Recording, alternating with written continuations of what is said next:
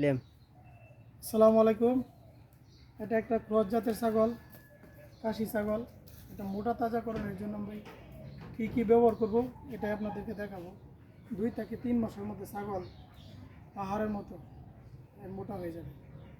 এটা প্রথমে করবো আমরা কৃমিনাশক করব, ডাবল ডেক্স, যেটা 3টা কৃমির কাজ করে।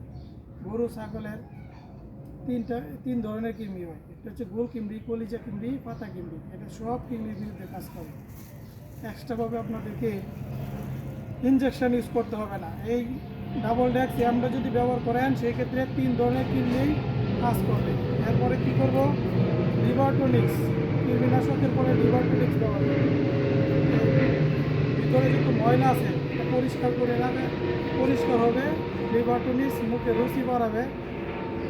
এরপরে জিঙ্ক সিরাপ শরীরে শক্তি দিবে, আর রুমগুলি ভালো হবে, খাদ্যের রুচি বাড়বে।